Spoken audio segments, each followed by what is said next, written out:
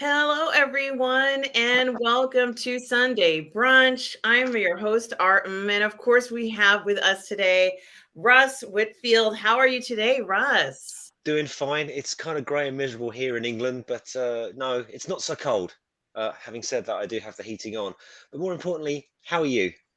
I'm doing well. It's first Sunday, I guess, the second Sunday in the new year, first full work week back to work and everything. So there is that. But But not for me.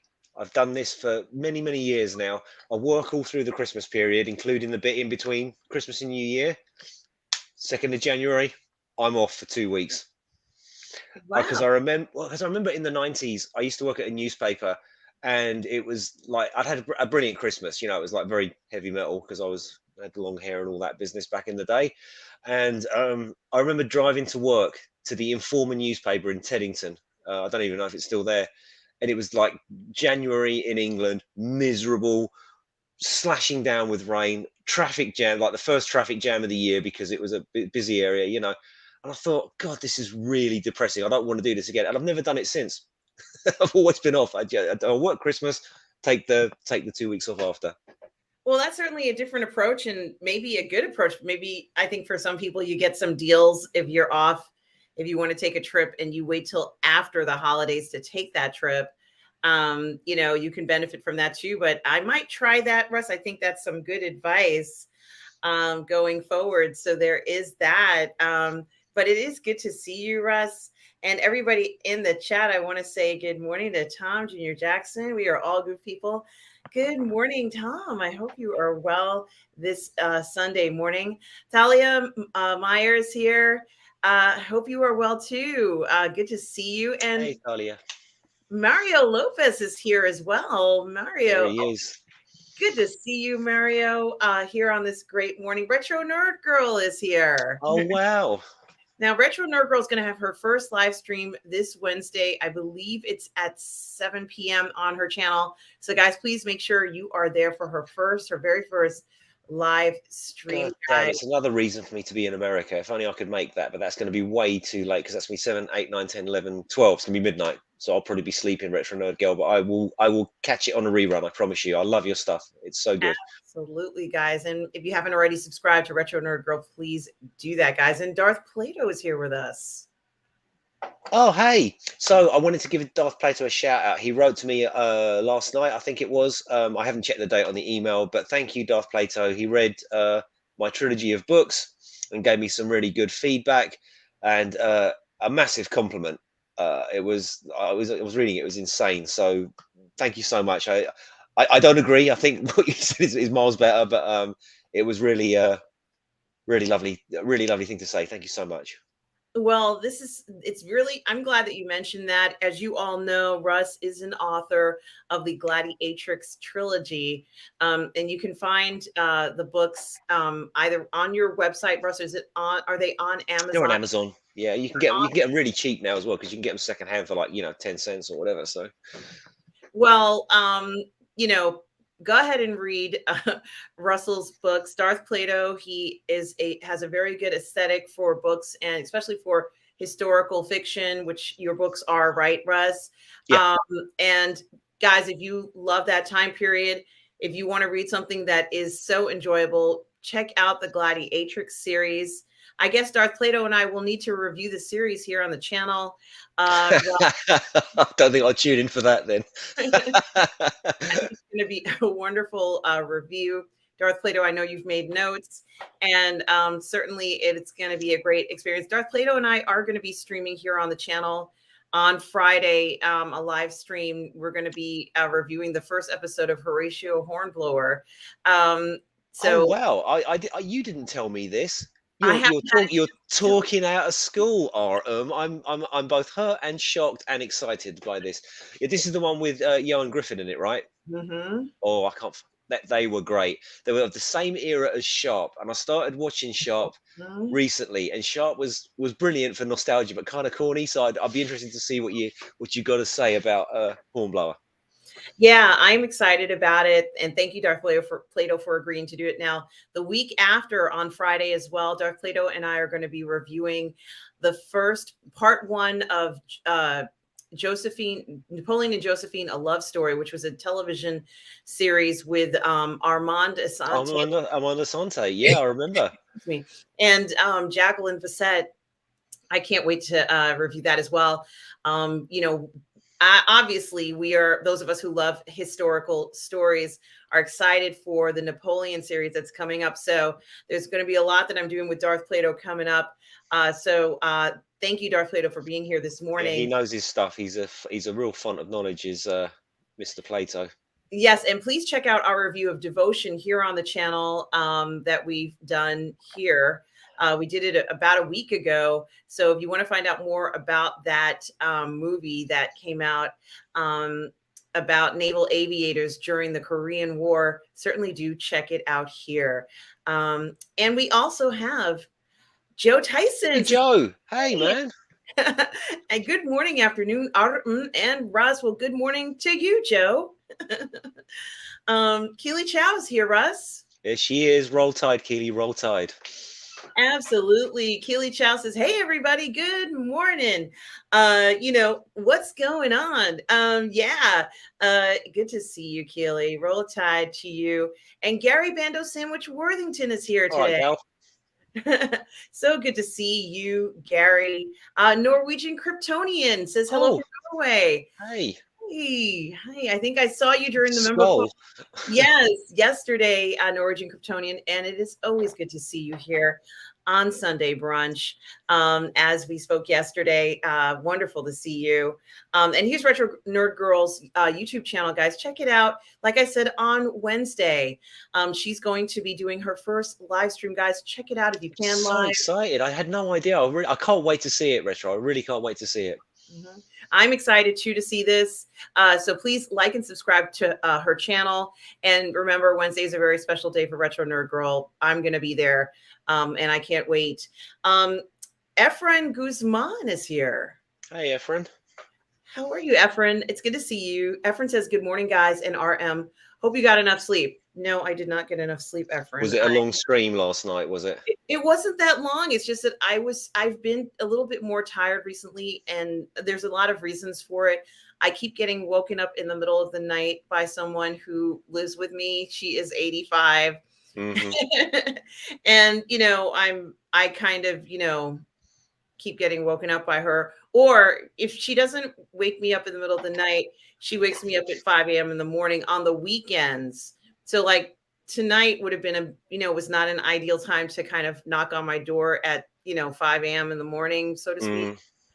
And I had to tell, I said, I need to get just a few more hours of rest because I did work. It wasn't that late last night, but I would say we probably wrapped up around 3 a.m. Right, Tom? Tom Jr. Jackson was there. Mm-hmm. So I needed to. I hope Tom got enough sleep then as well. I don't know, Tom. God bless you. I feel like we're forcing you to burn the candle at both ends, Tom. But Tom, thank you for your continued support as always, guys. Make sure you subscribe to Tom's YouTube channel. Tom Jr. Jackson has his own YouTube channel, and I hope he puts the link in the chat. Go ahead and subscribe to it. Tom he's just got a new computer for Christmas, and he's making videos, even, like different types of videos. He's reviewing things. He also has his Instagram channel with his Funko Pops. And Tom, when I was at the Los Angeles Comic-Con, I saw people selling photographs of Pops, kind of doing all the activities you had your Pops doing. So just keep that in mind. There's a huge group of people who are doing those things. So thank you, Tom, as always. And Efren, it is good to see you this morning. And Tom is putting in Russ's Amazon page for the Gladiatrix series, guys. Yeah, there's a really funny picture of me on there as well, so enjoy that. when I was young. And Tom Jr. Jackson also says you can contact Russ at russwhitfield.com. Yes, let's see. Thank you, Tom. And Tom has also put the link for Darth Plato's and my review of Devotion.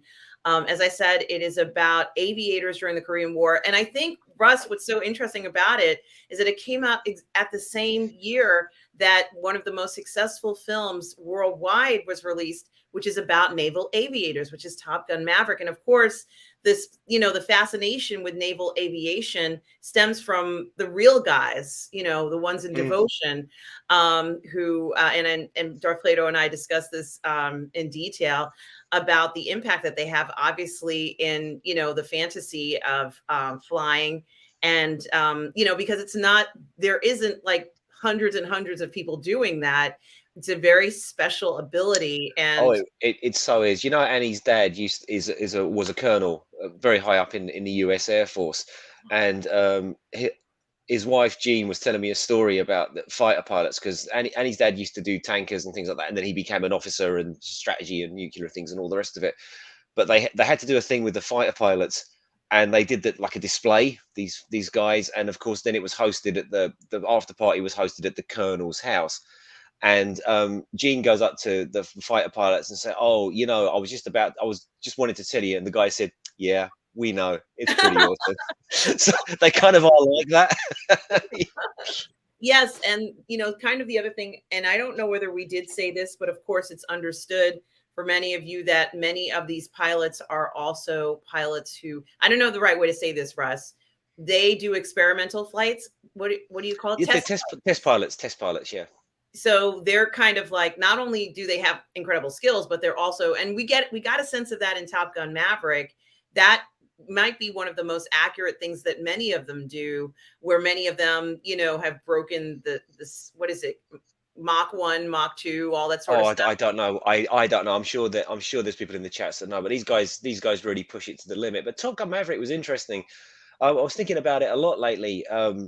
I saw a review. Somebody was doing a review on it, and they basically were saying that it's a great film, but it's also about Maverick, but it's also about kind of Tom Cruise himself and where he is and how he's developed it, and his career. And when Ed Harris, sort of says to him, "You're a relic. You're a thing of the past. Your ancient history and whatever." And and Tom Cruise says, "Yeah, that's true, but not today." And it is kind of the way things are going. You know what I mean? With like the way of the movie star, he's like the one of him, Brad Pitt, the Last Bastions. I know that's been talked about to death, but looking at Top Gun Maverick from a perspective of not about Maverick but about Tom Cruise, I just put those glasses on and I thought, yeah, wow, this is really great. And who is he really going to pass the torch on to? Because Miles Teller, brilliant actor, but is Miles Teller a movie star? I would sort of say not. Not like Tom Cruise. Well, it's interesting, and I promise you this is the last thing I'm going to say about it, but what I also found interesting is that in the film Top Gun Maverick, the mission couldn't be completed without Maverick. And the ability to see what needed to be accomplished and to kind of visualize it could only be done by someone who had that level of experience. So that was Exactly. something else that was incredibly important. We always knew he could do this. We knew he could do anything. It's just that could he drive the younger generation to do it as well? He knows they can do it, but they don't know they can do it. And so this is where, the role of an experienced male in a story is so critical. Knowing you can do something. This is not bashing young men, but they need to see those examples. They need to see that it is possible. And then, that propels them in a way that's more than just saying, well, here's your mission, go complete it. It's not good enough, Russ. We need to see examples where that is happening. As you said, Russ, he passed the torch from his abilities to these young men, and these young men know they can do things that they've never done before after a mission like this. Mm-hmm. Having that experience and that confidence will help them, go further. But I also thought of another film, Russ, and it's a film called Interstellar. And the reason why I thought of this film is because in the film, the father was a former pilot, and in their society, they're encouraging everybody to become a farmer because there isn't enough food. They can only grow corn. And the idea that he's a pilot is completely worthless and lost to the average person on the planet. And yet, when they realize that they can find new homesteads, new planets to go to, all of a sudden his value is priceless because he's practically the only man on Earth who has Who piloting. has the skills? Yeah. And I thought about that. I'm sorry, I didn't mean to cut you off. Go ahead. I thought about how important that was. Matthew McConaughey was not an old man in the film, but he was, you know, a father, and he probably was about supposed to be playing somebody who was in his 40s, let's say, because Hmm. his children were almost, you know, I would say he was someone who was in his 40s or late 30s. And, you know, the idea of him being the only person on earth who really understood what flying was about, what piloting is about, the importance of that, I thought was really interesting in a sense. In fact, there's a very similar scene in the beginning of that movie where he's in a, and I could be wrong, guys in the chat. I'm sorry if I'm wrong, but I believe that Matthew McConaughey's in a plane or some kind Yeah, of plane, and it gets shut down. It's very similar to Top Gun Maverick, where, you know, it's like they didn't want him to do it, but Maverick's like, screw this, I'm doing this. I've got to do this. That program would have never been reopened if Maverick hadn't continued that. I don't think that's right. anybody would have done anything with it. So I thought it was really interesting to look at that and the value of, you know, men who have experience. We wonder sometimes why we're not seeing things that we've seen before in entertainment. You know, and I think it's reasons like this. We need those experienced people, not always men, but we need experienced people to be able to see those visions and understand and realize what's possible, because not everybody can imagine that without guidance. No, I think it's just not in vogue at the moment. I'm not going to go on about wokery and all that stuff. It's just not that sort of thing is not in vogue. But it's actually real life. I can't actually believe that you brought this up about, because I had just before the show here, I had a call from a guy called Martin, who my daughter Sam used to play football with his daughter on a team, but Martin used to be a professional boxer, and of course Sam's now taken to boxing, and the guy just phoned me up to find out how she was doing. He watched her fight. And he said to me, she doesn't realize how good she is. And I said, well, there's no good telling me, Martin. It would mean so much more if you text her and just say that, because that'll give her so much confidence. And of course, he's my age. He's actually a bit older than me. And on Interstellar, as a parent, that film poses an impossible choice. Stay with your daughter, save the world. I'm actually getting a little bit emotional thinking about it. What would I do? What would I do? Would I spend my life with my kid, or would I try and save the future for everyone else's kids? And it's an impossible choice. And that's at the heart of that film. Yeah, it's about black holes and time dilation and all of that stuff. But at the heart of that film is this impossible choice that Matthew McConaughey has to make. Stay with, I can't remember she's got a nickname for her, hasn't he? And then he comes back at the end, and of course, because of the time dilation, he's missed her whole life. And she's an old lady, and he's like a younger man talking to an older lady. An impossible choice. Well, there's something else that I was kind of curious, and I don't know whether, and this is really the last thing I'm going to say about it, but I didn't know whether Interstellar was based on a book. And the reason why I thought it might have been was because there's a point where he starts to communicate with his daughter, and she realizes it's a communication. And he does give her the information she needs and everything. And for some reason, I thought maybe he was telling her some other things as well. Mm-hmm. And, you know, it's not necessary for us to know every single thing he said to her. But I almost felt that it was understood that he was telling her, you know, that he loves her and he misses her. And you haven't heard from me for a while because I ended up going through the other side of this black hole. And here's all the information about that. And I hope, you know, who's taking care of you, you know, what's going on. And she became somewhat part of that family, you know, the NASA family, where she had a surrogate father and Michael Caine, if you will. But you're right, Russ. It is a, you know, an internal conflict for this character. And it is heartbreaking, isn't it? It is heartbreaking. I don't think it was based on a novel.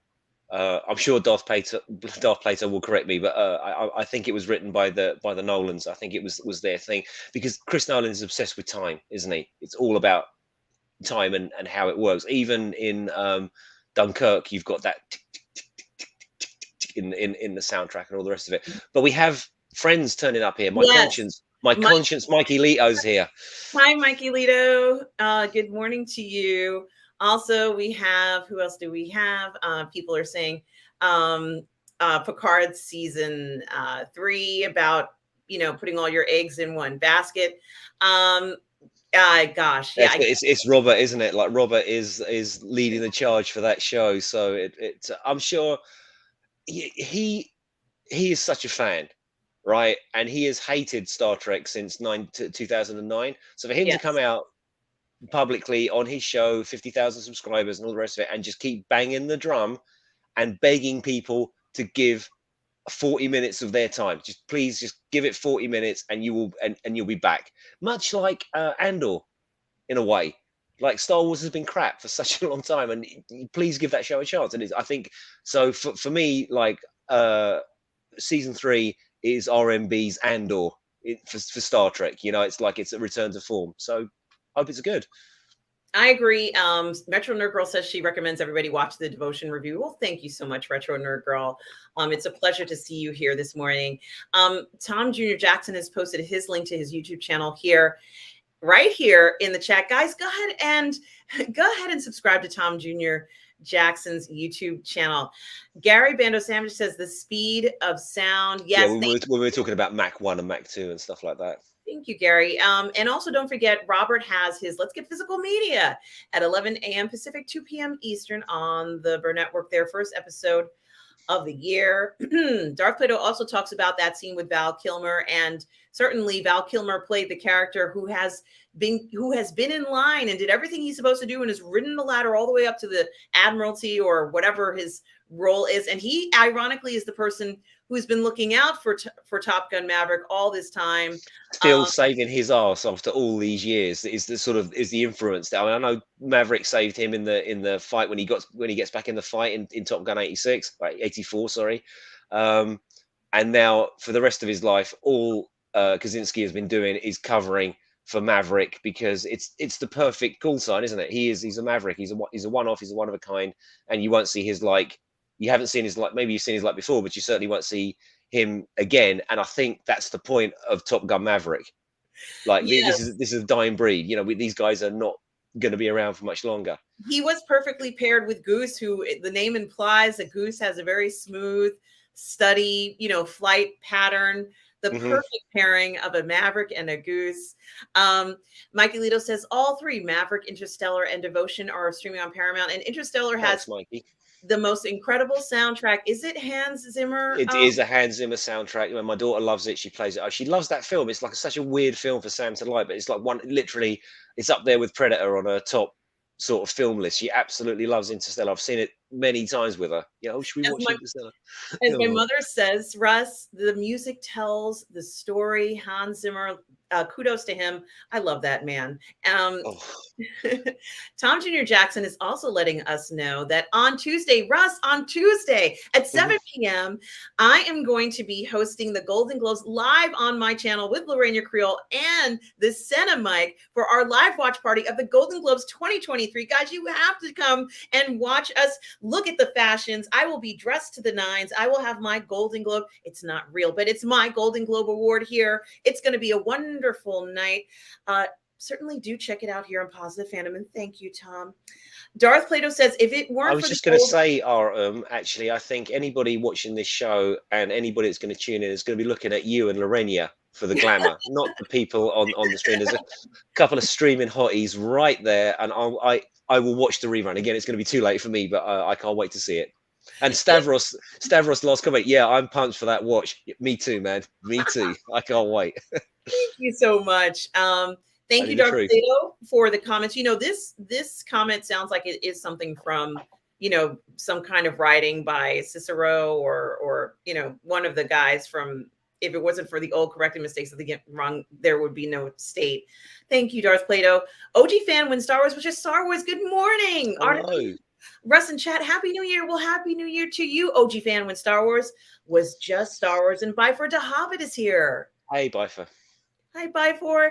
Good to see you. Says hi, Russ and Tom Jr. Jackson. So good to see you, Stavros. Hey, Stavros. I'm not even going to try and pronounce your last name, but Stavros, it's so good to see you this morning. I'm so glad you are here. Stubble is here. Stubble McShay. Hey, man. Skull. Hi. I hope you were well, Stubble. Good to see you, as always.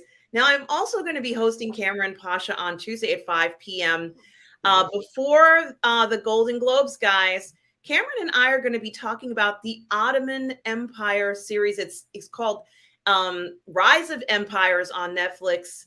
And we're going to be looking at season 1 of Ottoman. It is going to Mhm. be an incredible discussion with Cameron. We're going to be talking about the conquest for Constantinople, Oh, everybody. see, I don't like the Ottoman Empire because of that. Oh, well, you know That was something? the end of that was the end of the Romans. That was the end of the Roman Empire, and it's kind of like I always wondered what would have happened if they'd have held out. What would have happened? That's something for Darth Plato and I probably to talk about into the wee hours, I imagine. But yeah, I haven't seen the show, but I'm looking forward to the review. Yeah, it's going to be fantastic. Cameron and I have actually been talking about this series for a few years. It came out in 2020, and to be honest with you, Russ, it's I would call it a drama documentary, because what they do, it is a documentary, and so therefore historically accurate, but they also bring in experts, academic experts who's Oh, so this curious. is like Rome. This is like the Roman Empire, the Roman Empire on Netflix, right? Where you Correct. have the drop.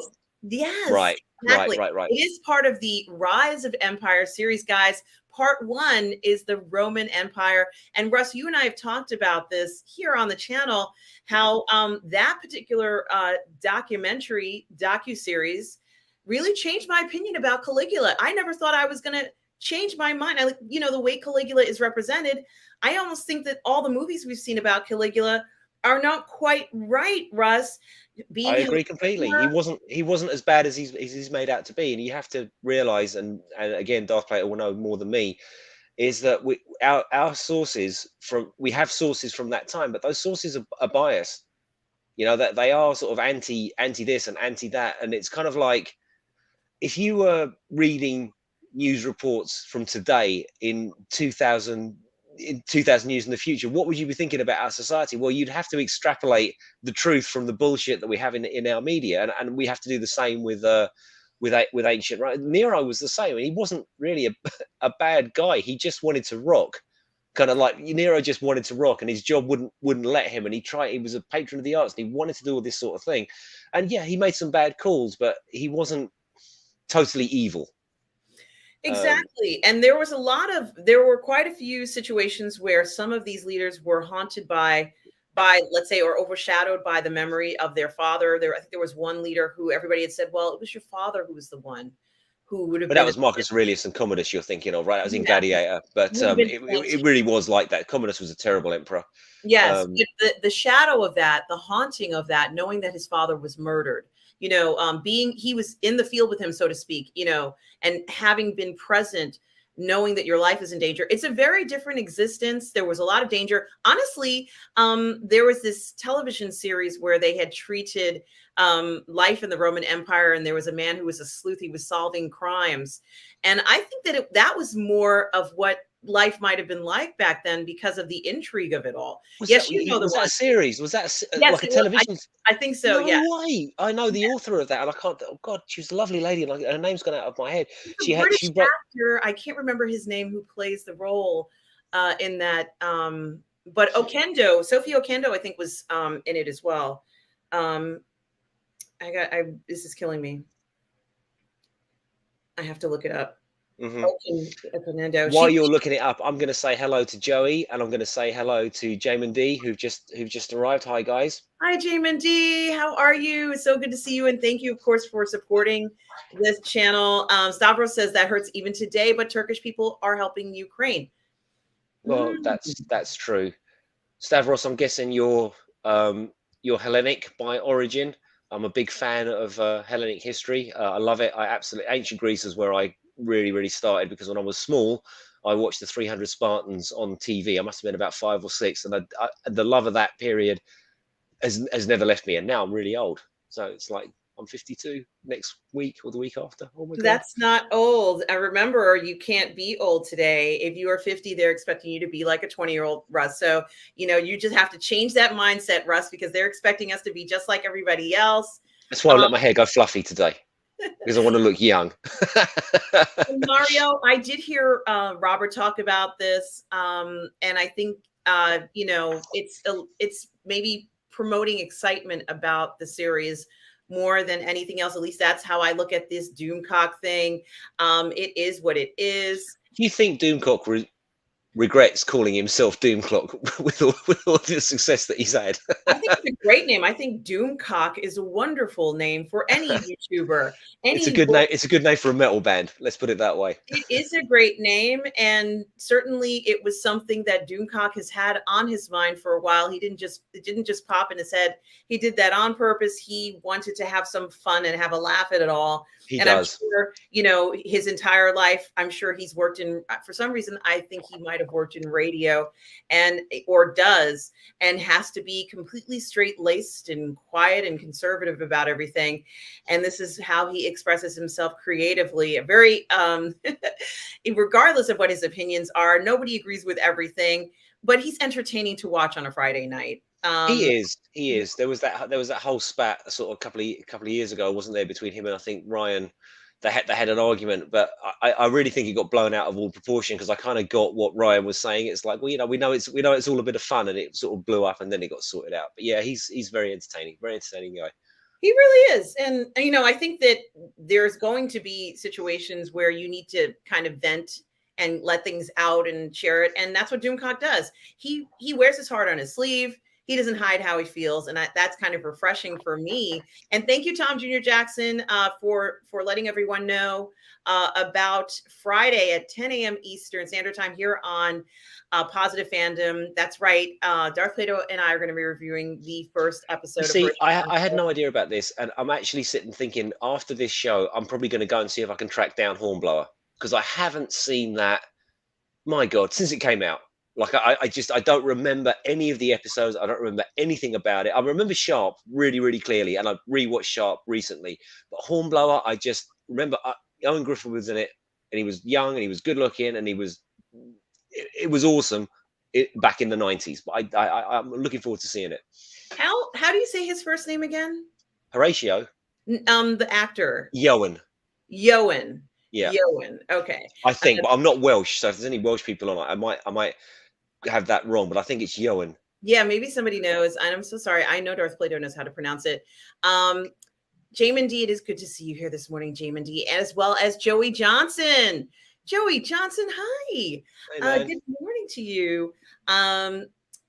Yes, OG fan when Star Wars was just Star Wars. The year is 1453. Constantinople has fallen to the Turks. So Darth Plato, guys, you have to check out this stream. This is Darth Plato and I are going to be talking about this. Certainly. Yeah, but don't ruin my fantasy, Darth Plato. I wanted the Romans to live on, and they ended it, and it's not fair. Well, there's also this comment by Stavros who says Megan and Wednesday, certainly the rise of girls are starting off the year in a legendary way. Yes, and it is very interesting to see that. I've heard Megan is a really good story. This is the one I asked you about this morning, right? Yes. You Right. asked me about Megan. People are talking about it. Robert was talking about a review, which I did see. I didn't watch the review. I'm gonna go see Megan. There's something about Megan that disturbs me a little bit, but that's okay. It's all right. But she does. Robert was saying, and some of the other reviewers were saying that it has a lot to do with parenting. And so I think a lot of people can relate to this. It's not meant for children, but it's a woman, let's say a professional woman like myself, who suddenly finds herself to be a mother. And so there is that story. And this does happen quite often, where you all have to take care of, it's not necessarily your child, but you might be the person who is a guardian. And now all of a sudden you're a parent. And, it's like, what happens when you become a parent overnight? It's not an easy transition by any means, but what if you're a scientist who has a robot doll? What happens then? So, it's very interesting. And you're right. I have to watch Wednesday. Have you watched Wednesday, Russ? I have not, but I did watch the trailer to Megan because I remember you sent me the list of things we were supposed to talk about today, and I said, what the hell is this? And you said, oh, it's this thing, and I'm like, okay, so I googled it and watched the trailer, and I have to say, the trailer was top draw. Chef's kiss. Like it was brilliant, and I was hooked. I was like, okay, I want to watch this now. So the idea is intriguing, and it's a brilliant example of how to do a trailer because it completely worked. I was like, wow, I want to see what happens. I want to watch this. Well, that's exciting, and as Tom June Jackson is also letting you guys know that next Sunday, not tonight, but next Sunday, I'm going to be doing a live watch party for The Last of Us, season 1, episode 1. I am so excited for this series.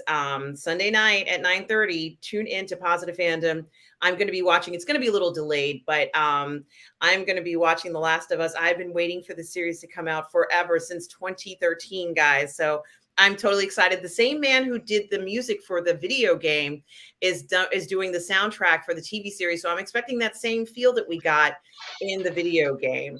So there is that. And OG fan with Star Wars was just Star Wars says, I think RMB is sly with the Twitter banter with the fandom menace to engage people to give Picard a second chance. A dislike is engagement as well. Yes. The thing is, the Fandom Menace guys haven't seen it, and he has. So they don't like the idea. They don't like the idea of it, I guess. But Rob's actually seen it, so I'm not a huge Star Trek guy, so I don't have the love of the lore and all the rest of it. So we'll see. I hope it's great. I hope it's great. Yes, I have a feeling it is. And the series that I'm talking about, I believe, is called The Age of Treason. Are you familiar with this? No. It's actually a TV movie. It's called The Age of Treason. I don't really see anything here in IMDb about it, but there's a famous actor, and I can't remember this guy's name. He's really, really gosh, I hope I'm saying the right thing. He's a really popular actor, but I don't remember if he was where he's from. I don't know whether he's from Britain. I don't know whether he's from Australia. But it's called The Age of Treason, and it stars, does it say who's in it? Hard luck plagues a detective. Brian Brown is the actor. He's Australian. Okay, working the streets of Rome in AD 69. And he essentially plays a detective who has to solve a crime in Rome, like, a private detective. Yeah, there was novels, and I've actually worked with the author, and I can't. God, I hope she's probably not watching, but Well, I see Lee David Zlotov. Is that the author or? no. Okay, he plays Falco. There's a Falco. That was Yeah. the detective, right? Yeah. Yes, And yes. I can't think of the author's name, because we were going to work on a project together ages ago. She did. Is it Ruth Downey? Yeah, I think it might be Ruth Downey. I think. So it's a book called The Age of Treason, Russ. There's a whole series of books about Falco. There's like about 20, 30 books. She's made a career out of writing about this guy who it's basically Roman whodunits with Falco. Yeah. Well, I have to say, I absolutely loved it. I thought it was so clever. And that's how I imagined the life back then to be. That's how Mhm. I imagine it to be, where, it's kind of, we don't really know, but I imagine that it was just kind of an area filled with a lot of very clever people, because you had to be clever to survive what was going on at the time. For Um, sure. with people, your fates could change in a moment. And Sophie Okendo, I believe she played a slave. I could be wrong on that, but I believe she played a slave who helped him with his investigations, of course. It was really, really good. And the best part was that he had to go throughout the city, so you got to see different areas of the city. And I'm like, this is great. Now we have video games that kind of do this now, where it gives you a simulation of what it would be like to go back to ancient Rome, or to any kind of city like that. But back then in 1993, we didn't have anything that was as detailed as this. It felt very real to me. And I said, this is probably a very good fictitious, historical fiction's representation. If we could get as close to it as possible, that's how I thought it would be like. Russ. Another one is actually the TV series Rome. Yes. That was On HBO. It was a really great representation of what it was actually like, because we always think of white marble, but of course all their statues and everything was painted in color. Like it was all sort of gaudy and much more in your face than what we sort of think of this austere. And I know that, Darth Plato, I know that. Don't I destroy my didn't know dream. that. I already said that once. Don't destroy I my didn't know dream. that, Darth Plato. Thank you, Darth Plato. And Darth Plato and I have been talking a little bit about this, and I believe that he watched the series as well. Guys, it's going to be a fantastic discussion about this. Wait till you see, if you guys check out this Netflix series. and rise of empires, the Roman Empire as well as the Mm. Ottoman Empire. It's so beautifully done. Wow. You know, I don't even know who did this series, but they really do deserve an extraordinary credit. I was shocked, Russ, when I saw that they were doing a season 2. I hope we get at least one more season because this is a series that I think they really delivered on it. You know, so oh yes, and Tom is saying at how well Megan has done with $30 million, and Avatar Part 2 has been knocking out of the ballpark, Russ. Hmm. $1.5 billion. Wow. Yeah, it's unbelievable. On Megan though, I was listening to Robert. Was he had another producer on his show for observations, like Tom Concord. It's like a 5-hour stream, and they seem to sort of agree that if you want to get into movies, cheap horror is the way to go. I'm doing it different. I'm doing cheap karate, but it's amazing because these films are not expensive to make, but they the thing is, what is it Tom Concord said? The genre is the star. So you don't need a big star to make a horror film. As long as you've got a decent idea, the genre is what will bring people to the fans to the cinema, right? Yes, and you're right. Assassin's Creed has a lot of things where you can explore Rome, you can explore so many different cities. I like the one where you have to go to Victorian England, Stavros. I love that, you know, time, the 1890s or whatever it is, and you're in the streets at the same time that Jack the Ripper is in the streets. But I do also like the Assassin's Creed where you are going back to that time period. They have a beautiful recreation of what the city looked like. And they even have, there's a video on YouTube of a scholar who looks at it and she's like, well, no, the stand wouldn't be there. It would be on the left. And I'm like, how does she know this stuff? You know, like, You know, I think that's where the term hungover comes from, is from Victorian England. Now, Darth Plato might know this, but I seem to remember reading that outside, because gin was a thing, and people used to get absolutely hammered on gin, and outside the pub they'd have a rope where the drunks would just sort of lean on it and you'd fall asleep hanging onto the rope like that, so you'd be hung over the rope, and I think and that's where it comes from. we saw that in From Hell. There was a scene in the movie Oh, that, was there? yeah, that starred Johnny Depp and it's Heather something. I can't remember this lovely woman's name, but in it, she was one of those people who was on the rope. And then, of course, they pay a nickel or a penny to sleep for 5 or 6 hours. And then they pull the rope out and then they all like wake up because they're, you know, asleep. That's the only place they could find a place to stay. So it is actually quite unfortunate. But Stavros says he's not going to watch Picard or Star Trek anymore. You know what, Stavros? I was reading that comment, and intellectually, I want to say you've got to give it a chance, but emotionally, I'm completely with you. I'm in the same place with the DC universe at the moment.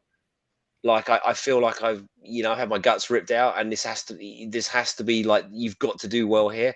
And I sort of almost emotionally don't want to support it, but I feel like I have to. So I feel you.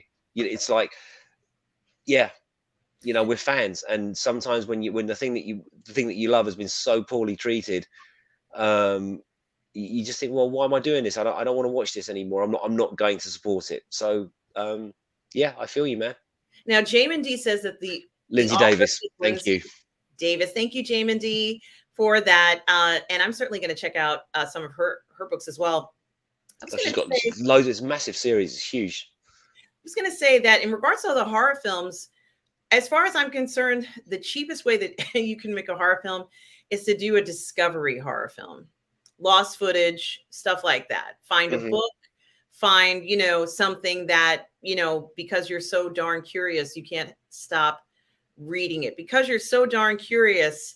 And, there's nothing better than, unfortunately, it's always some kid who accidentally stumbles, finds $1 on the floor, and then looks over and sees something by a gate. And I'm like, good, you got him. There it is. Yeah. You did it already. He found $1. A girl, most likely, I'm sorry, but we wouldn't pick up that $1. But boys will pick it up. Oh, $1. And then the next thing you know, it's like, what's that over there? So I find that very intriguing, Russ. I think that's a great way to do it. Also, if you do a discovery, you can show video that's supposed to look like lost footage, and the quality of the video doesn't matter. No, it doesn't. I mean, that didn't Blumhouse sort of land on this with Insidious and the found footage and all of that, but it was the Blair Witch that really kicked that off, but back in the day. And I remember, and we can sort of poo-poo it now, but at the time, the internet was new. They completely got into the idea of the internet and and how it could be manipulated for. And there was a thing going around: was it real? Was this actually a real thing? And people were believing it at the time. Of course, it came out afterwards, and we knew it was only a movie. But at the time, there was this whole sort of mythos around it. And was the movie based on actual fact and all the rest of it, which is what the sequel sort of riffed on, I think.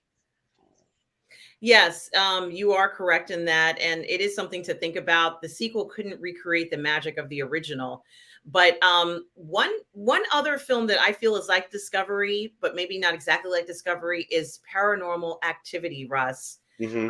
there isn't a lot that happens in that film. You're kind of watching it, and like there's a scene where the wife is watching her husband, and you see the timestamp goes from like 5 hours. She's just standing there watching him. And then the ending, of it is kind of like you don't really know what happened. I'm ashamed to say I've never seen them. The Well, that's paranormal. okay. That's okay. But just in the sense of context that we're talking about, it's another film that works on discovery Hmm. that way. So there is that. So I think that discovery can be made very cheaply, just like what you said with Blair Witch. Obviously, that started it all, but there are many other places and ways to do it. We've all seen kind of like the more heavily produced things where someone gets the Ring, which is kind of like a discovery, isn't it? Yeah, You watch the video, so you discovered this video, but there are other things to see and do. well, So you're absolutely right. It's a real trope of the genre. Like even if you look at Hellraiser, you find yes, the box, and yes. then all hell breaks loose, like figuratively and literally.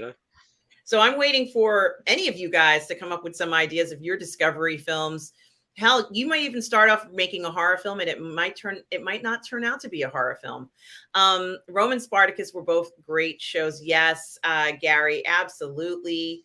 Jamin D says games can never be turned into engaging shows or movies. Unfortunately, main part of the participation of the user who plays it. Yeah, I've often thought about this because I've had conversations or arguments, if you like, with people online about Resident Evil, the films which I love. I just think they're just such great fun. But of course, they're nothing like the games, and people who play the games are really sort of bent out of shape about these movies. And the movies are hugely successful. And I've always thought, and it's kind of the same with books, and not many people have pulled it off. Peter Jackson have pulled it off, but the game that you're playing in your head and the reality of that game in your head is never going to be the reality of the director. Like he had a different experience playing the game or not playing the game, and it's always going to kind of fall short. I think I think Peter Jackson nailed it with Lord of the Rings, but by and large, you're right. It's always going to be a little bit because it's not what you had in your mind, right? Yeah, and I think if we're going to talk about just one other one that I wanted to mention, a horror video game, Jamin.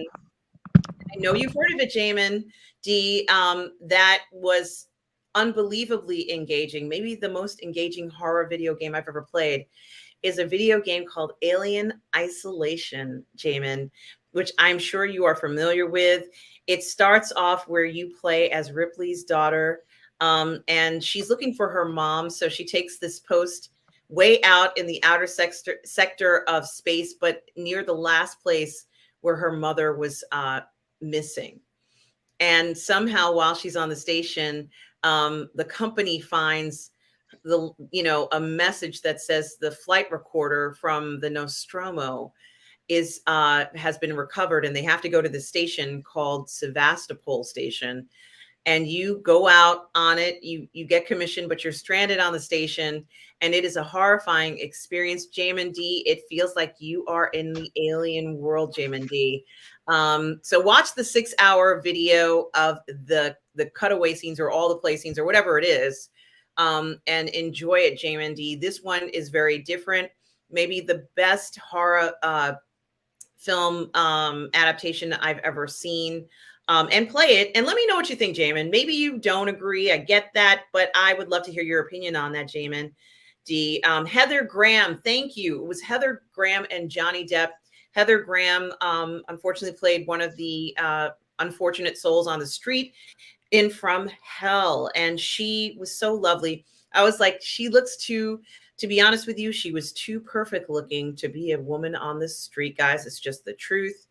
Heather Graham looked like a perfect princess in that film. So I have to give them a, I have to say that that's not a realistic interpretation of someone living on the streets, but you know, they wanted to use her in the role, and she did a good job there. So you know, unfortunately, those women were kind of broken down and trodden down, and this was their last resort, often with children, guys. So many of those women really were in a bad way. I that From Hell is actually also my favorite comic book. I have the From Hell series, Oh Russ. wow. Yeah, that's my favorite horror comic book. Is From Hell, guys. I love that series. So when they made it into a movie, I was like, oh my gosh. So I just love I've it. seen it, but I've only seen it once. It Mhm. kind of came out around about the same time as The Ninth Gate, which I think is a really underrated movie. Actually, I love that film. Well, The Ninth Gate is another discovery horror, isn't it? Yeah, it is. Yeah, yeah. And my real question is, was it really horror, or was that what he was looking for? You I know, don't know. yeah, I know, right? It's so good. And of course, Johnny Depp has a child with the lead actress in that film. I can't remember her name either, but she's also Vanessa Paradis, is that her? Paradise Yeah, or something like that. Paradise. Yeah, She's gorgeous, very intriguing woman. Certainly, she added to that film as I think as much as Johnny Depp did. But it was very interesting to see these sort of, everybody wanted to find to go that extra mile, very much like Hellraiser in a sense, with mm. people wanting to explore and going into the unknown, and everybody who dealt with the occult ended up being offed, you know, unfortunately. But it is something to think about. It still gives me a little bit of the creeps to this day, guys. And yes, Darth Plato, seasons 1 and 2 were terrible.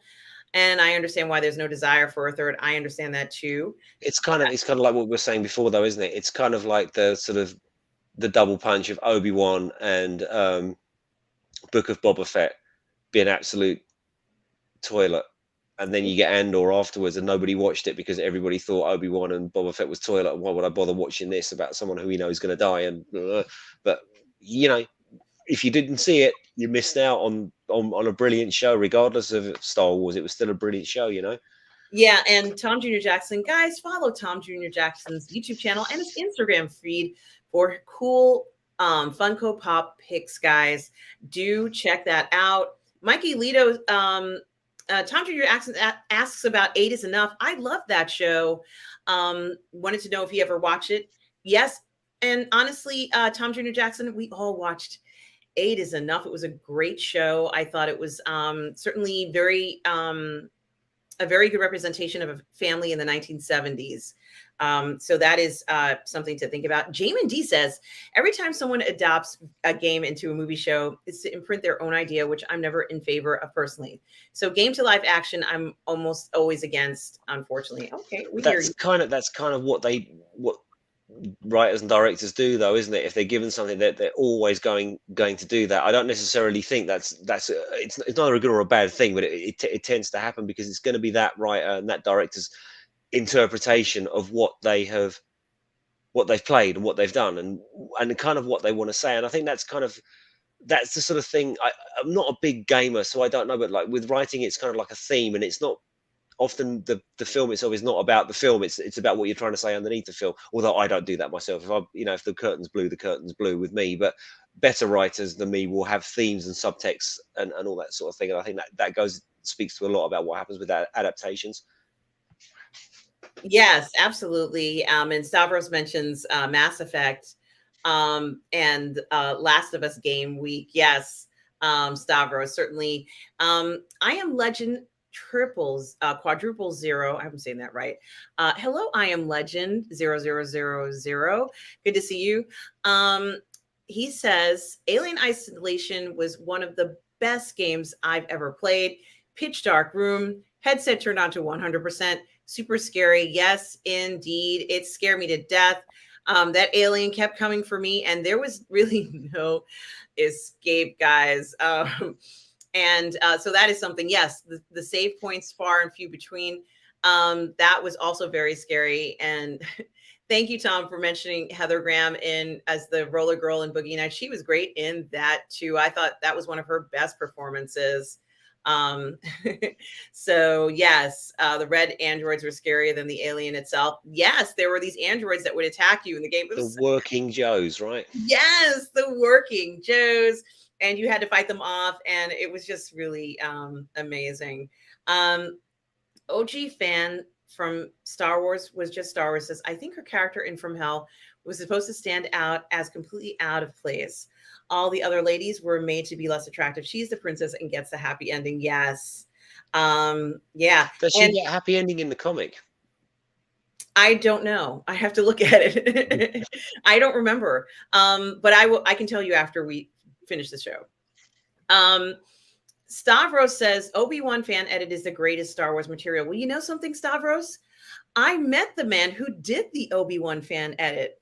His name is Peter Patterson or something like that. And he was at the Los Angeles Comic-Con on a panel about creators. And I got to meet him. And I actually said, hey, I got to tell you, thank you so much for this fan edit. I said, thank you for, removing the breaks in the fight between Obi-Wan and Vader. And I asked him, would he ever consider trying to edit the sequels? Because if he can do that with Obi-Wan, he might be able to do some magic with the sequels. He said he didn't know, but I thought, gee, this guy can probably edit anything if you give him a chance to do it. He made that 2-hour film. This guy was great. I really thought he was incredible. He's very modest. Literal proof that you can polish a turd. I mean, I haven't seen this fan edit, but I've heard only good things about it. But in a way, like what Stavros was saying before about Picard, it's like, do I really want to sort of revisit it? It was so poor, and it really it upset me how poor it was. I mean, we spoke about it. We watched it week on week, didn't we? And it was so poor, it upset me. So I don't know if I'd go back to it. Yes, and Retro Nerd Girl says, would love to see Heather Graham on the big screen again. Yes, haven't seen her around much anymore. Yeah, it is kind of weird that we haven't seen her in a lot of things. She was a great actress, just a lot of fun. She also had a little bit of playful side to her. And I like that, because I think that she almost was just would have a laugh even at herself. Jamin D says, I believe you were talking about the Ninth Gate. From Hell was about Jack the Ripper, I believe. Absolutely. Mm-hmm. Yes. Yes, Jamin D. Also, now we do have some other people with us. Exactly, Russ. That's why I didn't watch Andor. Oh, The Last Jedi effect. You've been burned, right? It's so sad. DeBroca once says Star Wars Bad Batch is good so far. Even woke Wanda Sykes' character is bearable so far. Yeah, you could just I think it's very funny that she, as well as Samuel L. Jackson, when they do voiceovers for cartoon characters, you can tell right away who it is. There is no mystery as to who is playing that role. Wanda Sykes was like, she got in there and she's like, well, I sure hope you guys come back and give me my cut. And I'm thinking to myself, that's Wanda Sykes. I didn't even really see the character, to be honest with you. But the Bad Batch episodes 1 and 2 were great. And I did a review right here on Positive Fandom with Catherine Cook, who I do most of my Star Wars reviews with. So do check out Catherine Cook and our review of the first 2 episodes of season 2 of the Bad Batch here on Positive Fandom. You can watch it after this. And Catherine and I also reviewed the best of Star Wars from 2022 and predictions for 2023 on the Burn Network as well. So please do go ahead and do that. And Norwegian Kryptonian says, I just want a Tetris movie. Yes, well, I have a feeling we'll be getting that. I mean, if we're getting a Mario Brothers movie, right? What do you think, Russ? Will we get a Tetris movie? I was just thinking about that, and what would you do? How would you make a Tetris? I don't know. It'll be a tough write, I think. Yeah, it's something to think about. Maybe Norwegian Kryptonian, you could throw in a line there and tell us what you would expect in something like that. And also Luminara 843. Oh, there she is. Hello. Hello, Luminara 843. I hope you are well today. Welcome to Sunday Brunch. So good to see you. As always, guys, do check out Luminara here on YouTube. Luminara, I don't know if you have your own channel, but I do know that sometimes you are in figure flex shows. So, guys, if you are into 1/6 scale figures, do check out Luminara 843. And Retro Nerd Girl says yes. The Patterson cut is amazing. Oh, it's so good. Is it on YouTube or something? Can you know? Is it easy to get, or do you have to I have to sail the see. high seas? Well, it was on YouTube for a while, and then it wasn't because they pulled it down. But it's okay because it still was like the most incredible thing you've ever seen. And I probably could find the link for you, but this is the guy here. This is the guy who did the cut. That guy. Hmm. Yeah. Okay. That's him. And he is the most modest guy. He was there with his girlfriend, and he talked about how she encouraged him to do it. She says, "You're a pretty good editor. Why don't you go ahead and do this?" But he has a certain finesse for it. And I think that that was really important to see that finesse, you know, because the aesthetic for how Star Wars comes out is everything. We can always tell when a certain person cuts it.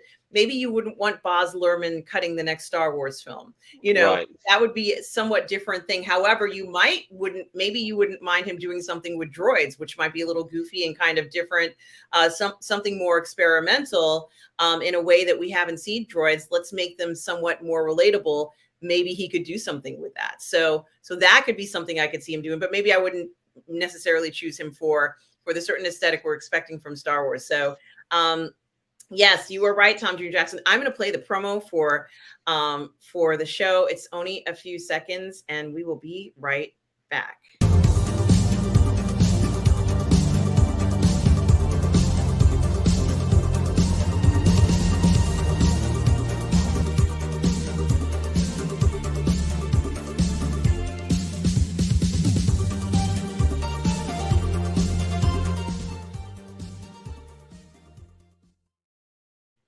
Gotta love a bit of synthwave.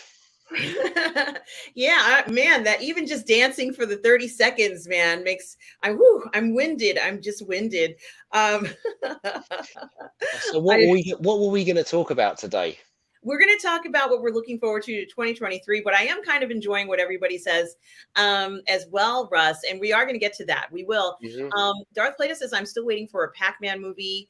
I thought we had one. Maybe I'm wrong. And Retro Nurgle says you could do a Tetris movie in the style of War Games and Tron. Yes, Yeah. yes. That is an excellent idea. Certainly something to think about. Yeah, that's really excellent suggestion. So let's see. Let's see.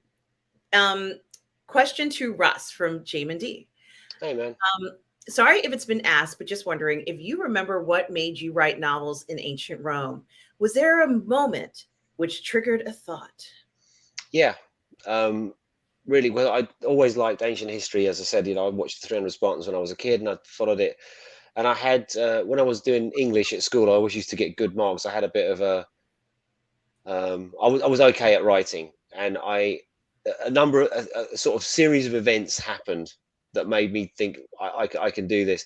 So I saw a series of books that just had the best idea that I couldn't imagine where this bloke came up with this idea that he had, like it was a sort of alternate Byzantium history, and they were bringing back Alexander the Great and Achilles and Caesar. There's this massive war between the sort of the West and the East, and it just sounded, and the books were crap, and they were just awful books, but the idea was brilliant. And I remember thinking I think I could do better. If this guy got published, surely I can get published. This guy's out there, surely I could do this.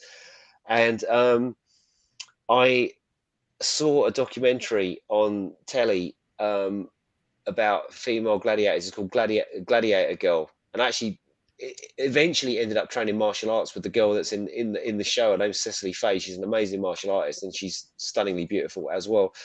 And I watched this Gladiator Girl, and there's a statue of two female gladiators, like it's a frieze. It's not very big; it's about so big, and they were called Amazon and Achillea, and we don't know anything about them other than their fight. And I just thought there has to be a story in that. And on top of that, I also started corresponding with an author called Donna Gillespie, and all of this sort of snowboard. And I just thought, yeah, I'm going to do it. And I started writing many books before Jamin, but this is the only one that I'd actually finished. And yeah, I was lucky enough to get it published in the end. So that's the sort of sequence of events that made me want to do that. Well, thank you for telling us that, Russ. And, I think it's interesting sometimes when you get inspired to do stuff and you don't really know where to start, just go ahead and write down your idea, and you can always go back to it later, but you need to start that process when you want to go ahead and do a project. It's so important to get those ideas jotted down right away. You can always go back and resume it, but if you don't write down what's on your mind, and I've seen people where they just decide that it's not going to matter if they go ahead and do anything with it, you know, and then they end up losing that. So Mm. it is pretty critical to act on, you know, what inspires you, or when you have some kind of inspiration like that, right away.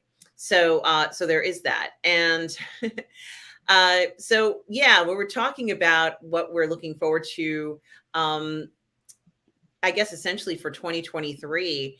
And Russ, there's a lot coming out, but I absolutely want to share some of the things that you and I think you probably be looking forward to this, but what I've been told that perhaps what I'm looking forward to here, especially with this example, is not what everybody else might be looking forward to, but that's okay. And I kind of wish that this film that's coming up would be shown as a double feature with the first film, followed by the second film. And of course, guys, you guessed it, it's Aquaman 2. Mm. Well, what can I say? Um, will I watch it? Probably. But it feels this and the Flash and Shazam now feel to me to be like a busted flush. It's like why? I'm sure there'll be good movies in and of themselves, but I'm kind of like I'm in Stavros world with these movies now. It kind of feels like my toys have been taken away, and you know these are the sort of toys that I've got left, and I don't really want to play with these toys. I want my favorite toy that you promised me and you teased me with, and then you took my toy away. And that's really kind of where I'm at with the DC universe at the moment. And there's lots of rumors swirling that, you know, all these guys are going to sort of continue on. So Suicide Squad is going to continue on, and Aquaman is going to continue on, and Flash, you know, even they're even talking about keeping Ezra Miller. But you're taking away Ben, Henry, and Gal, and you're giving us this, and this is not what I want personally. So yeah, I've got it's a bit of a shit sandwich for me to be honest with you. You know, I don't know. No, I'm not looking forward to it. Will I watch it? Probably. But I DC is such a it's such a love of mine, and this Henry Cavill thing, that I love those movies so much. They were like for me the perfect iterations of what I wanted to see as at my stage of life with that character. And I yeah, yeah. Sorry, I know it's positive fandom. I apologize, but I'm not cool with it. Hey, that's okay. You know, what I was going to say is hello to the hidden. Hi, the hidden. Welcome to Sunday Brunch. Good to see you here this Sunday. Thank you for joining us. Yeah, I have to go see Aquaman 2. You, my biological, every cell in my body is telling me that I must go see Aquaman 2, Russ. So there's absolutely nothing I can do. There is, you know, no remedy for this, and there is absolutely nothing, you know, in the galaxy that's going to stop me from going to see this film because Jason Momoa is in it. So there. I had the same thing with Underworld. I went to see Underworld Awakening. I think it was like the day it came out in the morning. There was nobody there. It was literally me in the cinema on my Jack Jones at about like 11 o'clock in the morning. But I had to go and see Kate Beckinsale in her outfit on the big screen. So I feel, yeah, I know. Yes. So I did just want to mention that, guys. So I will be seeing Aquaman 2. And I will be watching every scene that Jason Momoa is in. And I'm not ashamed to say that. I do realize, and I sympathize with what you're saying, Russ. I know that that is a touchy, you know, situation there. And certainly I understand. Selma McShay says, if you want to see if the idea or the creator is most important for a good story, look at Jim Butcher's Codex Alera. He wrote it on a dare. It's based on the ideas of the Lost Roman Legion and Pokemon. The Ninth Legion and Pokemon. That's like, he's taken too many drugs. How did he come up with that? It was on a dare. They said it was on a dare. So, and I think that when you do creative writing, for those of you who have had the fortunate experience of doing creative writing, they do things like this. Well, they'll say, I want you to tell a story that has two elements that wouldn't normally be combined. Certainly, Pokemon is not anything that people necessarily associate with Roman legions. And thank you, Stubble. Norwegian Kryptonian says, this is the first year I'm not looking forward to any superhero movies. I'm somewhat relieved. I'm experiencing a little superhero fatigue. Dune 2 is my New Year's #1. Yes, a lot of people are looking forward to Dune Part 2. What about you, Russ? Yeah, I can't wait. I really enjoyed the first movie. Hans Zimmer, Denis Villeneuve. Yeah, it was brilliant. It really was good. I thought, yeah, there was. I didn't have any criticisms of that film. But I'm not a huge Dune nerd. So I imagine if you're into the novels, you might have had a. Excuse me, I'm so sorry. You might have had some issues with the film. But as someone who's not really immersed in that universe, I got it, and I was in with it. I really enjoyed it. So yes, absolutely. Well, The Hidden says, I'm also looking forward to actor Jason Momoa's DCU Lobo film. And Stubble says, Russ, do you think Lobo will be the protagonist or the antagonist for the first time we see him in a DC movie? I was toying with this idea, Stubble. I thought they might sort of riff on the sort of new DC animated universe where he might be the first person that the new young Superman comes up against, and he sort of starts off as an antagonist, but sort of ends up helping in the end. So more of an anti-hero, I feel. I didn't know there was actually going to be a Lobo movie. I know that the rumors are swirling, but I don't know if that's confirmed yet. So do you know if it's been confirmed that he's doing it? I wish I knew. I'm sorry. I don't Mm. know. All I know is that Jason Momoa is going to be in it. And I'm going to be honest with you. The plot to me is completely irrelevant. Mm. Also, maybe someone knows. Does someone know in the chat the release date? And maybe we can get an answer. I'm sorry, I can't answer that, Russ, and I don't know. Retro Nurgle says, I'm with Russ on this. I love Momoa, but the DCU is too uncertain for me to be excited for it. It just feels like a dead end story wise. Yes. Thank you. Retro Nurgle says it is not confirmed. Oh, And thank you. I'm going to be honest with you. Oh, hello, Captain Bazino. Just want to see Black Manta kick some. Yes, Black Manta is another film that's coming up. Is that the No, Quantum? he's the baddie in Aquaman. Oh, okay.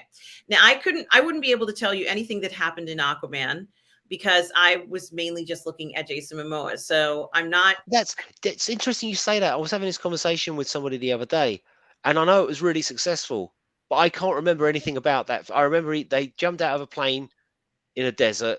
Nicole Kidman was in it, and Amber Heard was just beautiful the entire way through the film. You couldn't take it, but I can't remember anything that actually happened in the film. Well, Jamin D says, sorry to be stereotypical, but I hope you write Victorian vampire or supernatural story, Russ. Here's hoping in 2023 from what you did with the Victrix. I have no doubt you can do a proper vampire genre. It's Oh something to shit, look. man! Thank you so much for reading the book in the first place. Oh god, there's a guy called Kim Newman. He's a film reviewer for Empire, and he did exactly what you want. He wrote a series of books set in Victorian England. It was called Anno Dracula, I think it was called. But you had It's kind of like it was Penny Dreadful before Penny Dreadful. So he wrote this series of novels, and it was basically Sherlock Holmes and everybody sort of trying to track down Dracula. So you had all of these Victorian characters, League of Extraordinary Gentlemen kind of thing. Yeah, Yeah. I'm sure it was called Anno Dracula. So check it out. But thank you for your kind words. That's really nice, and I'm glad you enjoyed. It's my favourite one actually. So I'm glad you enjoyed it. And we have Lorena Creole with us this morning. Hello, Lorena. Hey, Lorena. I hope you're well. Lorena says, good morning, everyone. Hope you all are well. Yes, it's such a pleasure to see you, Lorena. Guys, you know that Lorena and I stream quite often. Please do check out Lorena Creole's channel, like and subscribe to her channel. As I said, Monday night, we are going to be on Ladies of the PGS at 6 p.m. Eastern Standard Time. And we're also on Tuesday night at 7 p.m. going to be doing our Golden Globe preview show and watching the Golden Globes live. So please do check that out. And we have also put put Lorena Creole's channel. She has just hit 4,000 subs. She's going to be having a 4,000 subscriber member subscriber soon. Congratulations to you, Lorena. You have certainly earned this time over and over again. And thank you so much for your help all these years. I so appreciate it. Such a pleasure to see you here this morning. So the next film that I wanted to mention, Russ, is something that I think, no one would really expect me to be looking forward to, but I am absolutely looking forward to this film more than I can say. And I think the reason why I'm looking forward to the film is because I responded so well to Violent Night. I was not expecting to respond to any film like that, which I would, perhaps think is a little bit odd, but I can't get over the fascination I have with Cocaine Bear. I know, right? My best friend lives in an area where there are black bears, and they are kind of cute looking, walking around, the mother and the cubs, and they'll go in his backyard. And he sent me a lot of videos of this. But there's something about this, and it feels very 1980s, Russ. It feels like something that happened. And Robert made a comment about how he was lucky to have found the drugs in the 80s before they would cut it up and make it, not a pure mix. But to be honest with you, Russ, this is just an infectious story of this bear. And, why shouldn't the bears be upset of how we've, taken over their place, pushed them off? They can't even get a decent meal anymore. I just the whole idea of this is just absurd, and that's why it's brilliant. I mean, just the concept, and it's a bit like, it's nothing like it, but it kind of reminded me of like Kung Fury, which is like a short film about this sort of cop that does karate and so on. It's ridiculous, and this just has that thing about it where it's just the title itself. There you go, Lorena, Cocaine Bear, right? It's just, I have to see this. I have to see this film. Okay, good. And I think that everybody should see this. I think, as I said, when I saw Violent Night, it kind of let me cut loose a little bit. And I almost wondered, it's like, am I wound up tight for some reason? This just seems like a lot of fun. You are not supposed to take this seriously. It's not a social statement. It's just an oddball group of cops. It says criminals, tourists, and teens converge in a Georgia forest where a 500-pound black bear goes on a murderous rampage after unintentionally ingesting cocaine. We know they go into garbage pails. We know they're going to be getting into stuff you could like just imagine Ray Liotta overacting his way through this. Like, just literally, it's really set up for Ray Liotta to do a terrible scenery chewing performance. Like, he's going to be so over the top, like he's going to be on cocaine himself. It's like cocaine Ray Liotta as well. But this might have been the kind of movie that you might see on the Sci-Fi Channel, like Sharknado or something like that. Right. And here we're talking about something like this. I think people just want to cut loose. Darth Plato says it sounds dope. Yes, it certainly is something very interesting to think about. Jamin D says, before I leave, I also want to, I don't want to forget, Artem, suggestion for you of an Indian show on Amazon Prime called Panchayat. If you want to see some Indian village life and simplicity, a must watch. Well, thank you, Jamin D. We so appreciate that. And I'm putting it down on the list. It's February. And thank you. I will put that on the list, Jamin D. Cocaine Bear comes out on February 24th. Yes, the hidden, it looks funny. And Lorena, I thought this too. At first, I thought Cocaine Bear was about Florida Man. This is a perfect Florida Man story about the only thing missing might be some alligators or crocodiles. They throw that into there. It certainly would make sense in this context. If it was just a few states over, Lorena, I agree. I don't know, Stubble. Is this Ray Liotta's last film, Russ? I don't know. I just saw his name on the IMDb credits there. Yes, and Retro Nerd Girl says, I hope this is the beginning of a renaissance of fun popcorn movies again. We need this as a society. We do. We do, Retro Nerd Girl. And Rob was talking about this with Tom Conkle the other day, and it's a subject that's often brought up. We need more mid-tier budget movies. Is what I think that's what's missing from cinema at the moment, and I don't know if it's ever going to change, but we need those kind of $1 to $25 million films, that are about something like this, like something ridiculous like this, or a cop thing, or a thriller thing, or a murder thing, or a horror thing. Just those mid-tier films. We don't have enough of them at the moment. You've either got tiny, tiny, tiny low budget films that it's so hard to see because there's lots and lots of them, or $150 million movies, and there's very, very, very, very little in between. So I couldn't agree more. Absolutely. Certainly that is something to think about. We do need to see that. And, in defense of, two men who are, pretty much know that, what we need to see in regards to entertainment, they have a very good aesthetic of what the public really likes to see. And I agree 100% on that, Russ. I think that, this Cocaine Bear movie will make more than what anybody is imagining it's going to make. It's going to shock a lot of people.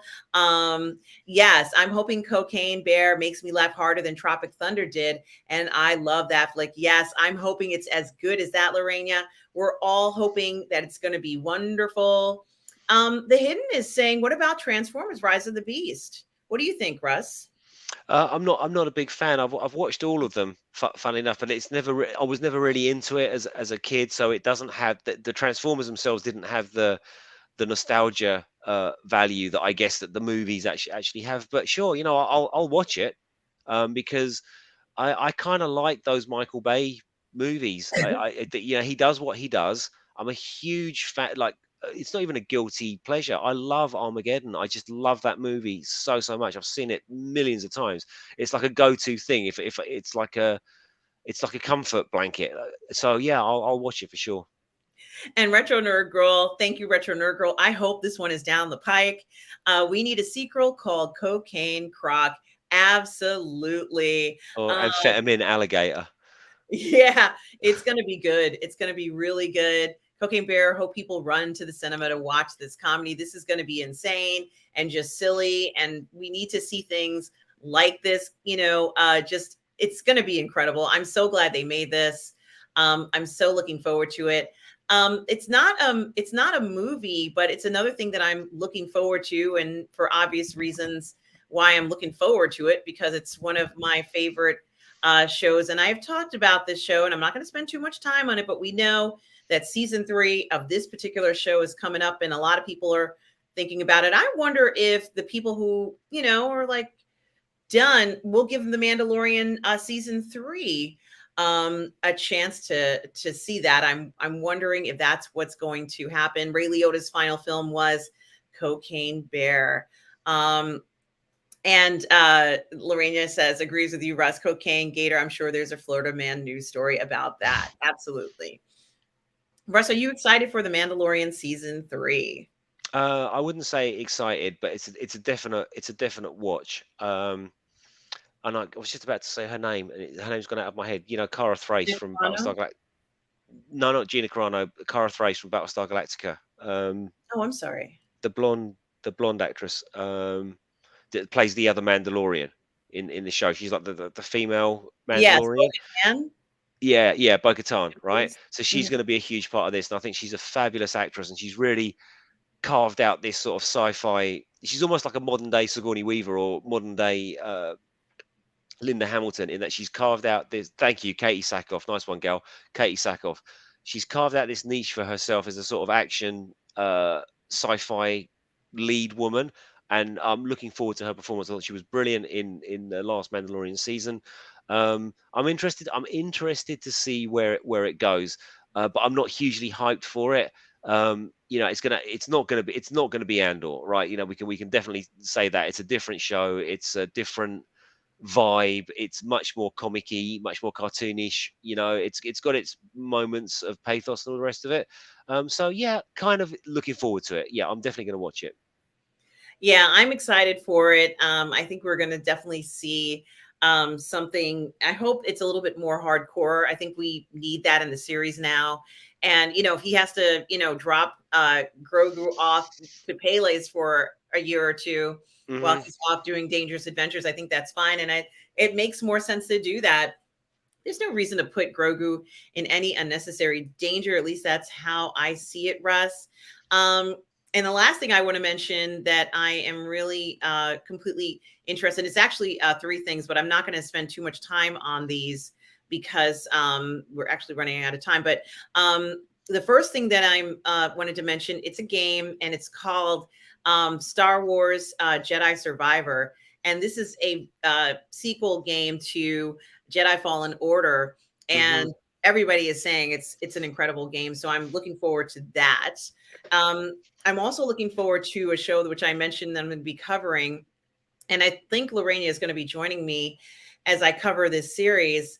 And it's also based on a video game. See, these video games, they're all everything's coming out at the same year. A video game called The Last of Us, and they finally have this HBO series that they put out. One of the things I'm most excited about it, Russ, is that they're using the same music, the same composer who did the music for the video game. So it's going to have that sound of the original game. And that's something that I had never thought we would ever see. What do you think, Russ? Have you heard anything about this? Um, I've heard there's been talk about it on the internet, and it's getting a bit of a kick in because of the actor they've chosen to play the lead. Funny enough, the Mandalorian himself, right, Pedro Pascal. Hmm. Um, because he's not endeared himself to some people with the comments that he makes on social media. I don't particularly enjoy him as an actor. I'm not going to lie. I don't gel with his performance style. Okay, but I'm not a gamer, so I've only got one game, and that's Rome Total War, and I play it all the time, and I'm not very good at it. But having said that, I am intrigued because these games were so loved by people. I actually want to see what it's all about, and I do love a post-apocalypse thing. I'm there all day for these kinds of shows. I do love a zombie apocalypse or a post-nuclear war or a virus or whatever. So 100%, I am quite excited to watch this one. Yes, for sure.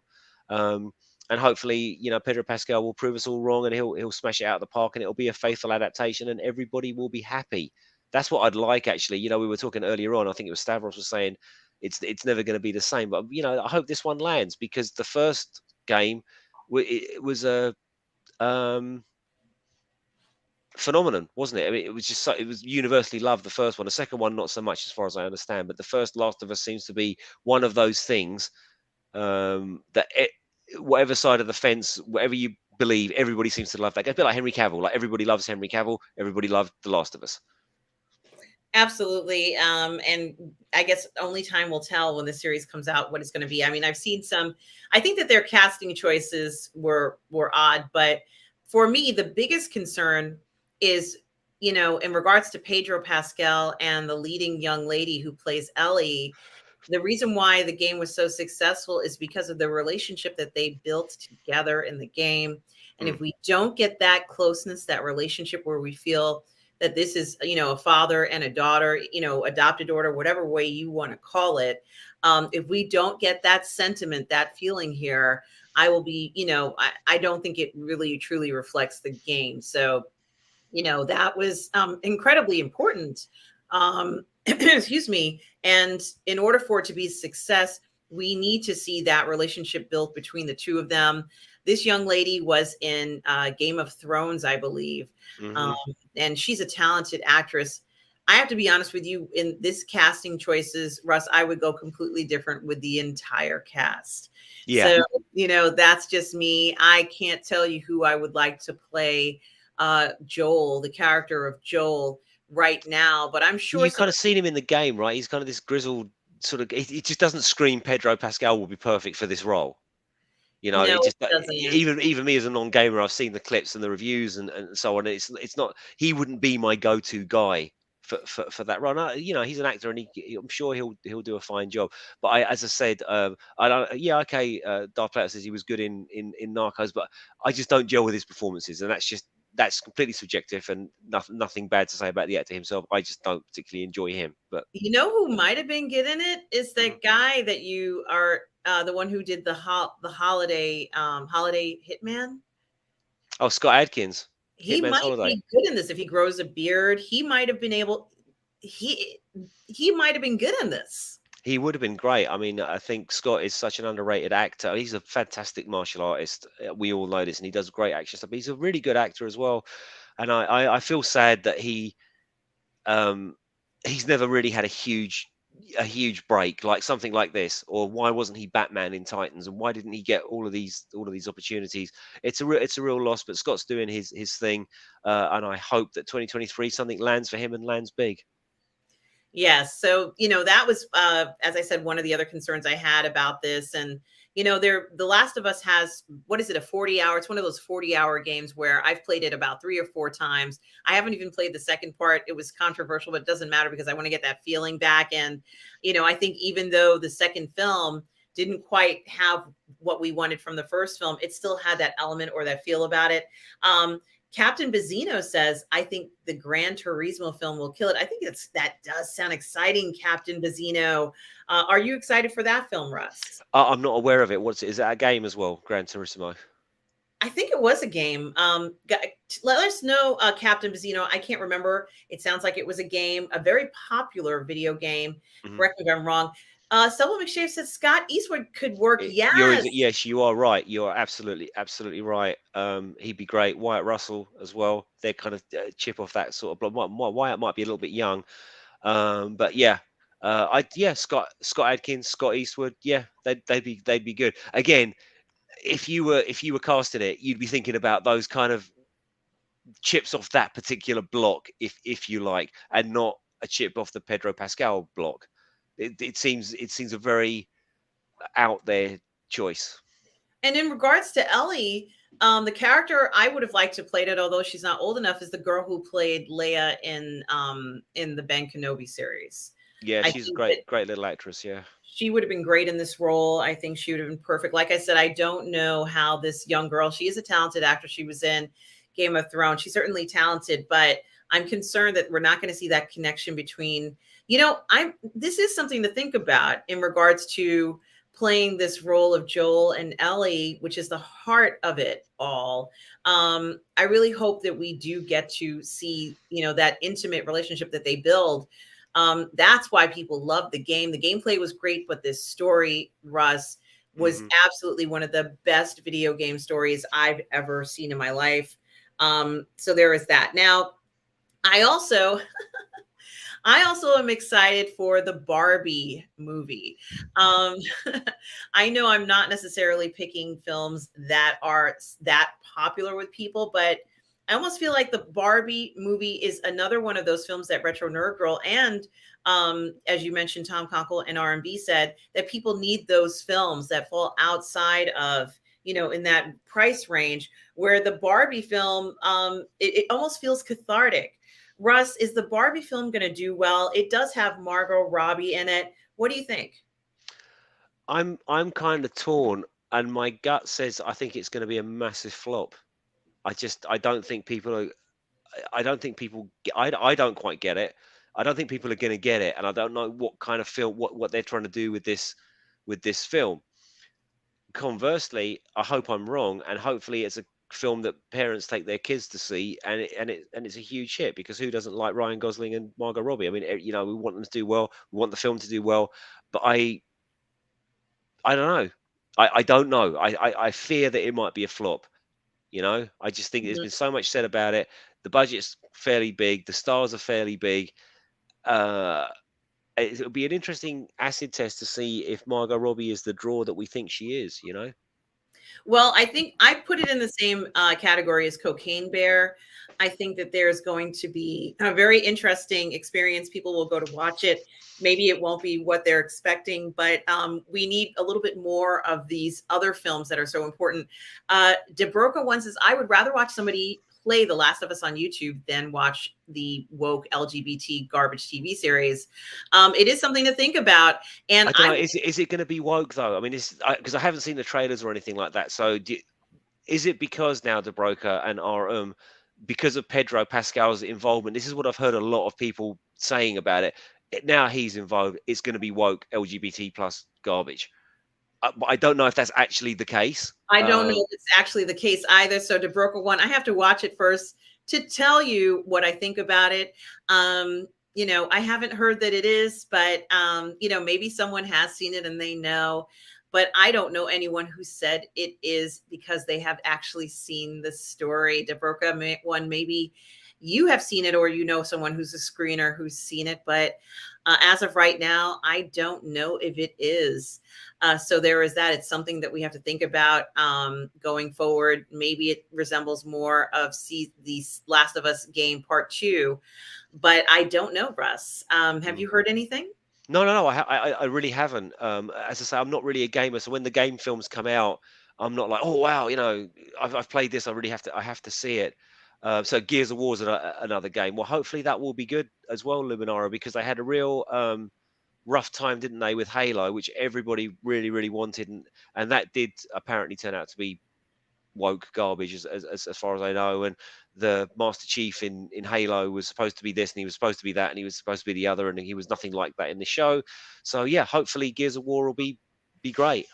I watched Halo. I can't remember what channel it was on, but as I'm watching it, there was a scene where Master Chief was nude, and this was the last thing I thought I would be seeing in Halo.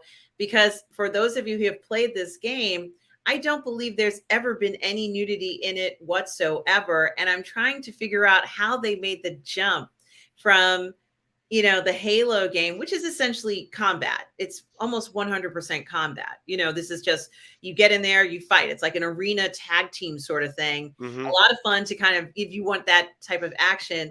How did they equate that to Master Chief being completely nude? It's the backside, but still, I said this man does have a beautiful body, but this seems out of place, almost as out of place as seeing Hemsworth in Thor. It was Mm. very similar. 2022 having series where men are overexposed at the wrong time, and as they said on Clownfish, the guys who do Pirates and Princesses, that nobody on Earth wanted to see Master Chief nude. That must have been such a shock. I was like, oh, he's nude. Why is he nude? Like it was, Yeah. come on. What's the point of this? Why are we doing this now? Come on, this is, Yeah. this was very strange, and very misplaced. And I think a misstep. That man, God bless him, he did look good, but you took total advantage of this man, and it didn't make any sense. Luminara, I think that Gears of War film is going to be amazing. So certainly something to look forward to. Now, Stubble is talking about Warhammer 40K. Of course, we know it's not going to come out this year, right, Russ? Mhm. But boy, this is going to be something. If Cavill can invest in this, I almost feel like this could be, and I don't know if this is going to happen, but at some point, Tom Cruise started to produce, he's created his own production company. He started to produce his own movies. Do you think this is going to happen to Henry Cavill? Because with Warhammer, he could make so many films, maybe for the rest of his life, and not cover everything. Are we going to see a different side of Cavill with Warhammer 40K? I hope so. The wound is still raw over Superman. That he is, and I grew up. I went to the cinema. I went to the theater to watch Superman the movie, and I will say it, and I've said it before. Henry Cavill is my Superman, over and above Christopher Reeve. I love that guy, and I think he was done dirty, and it still hurts.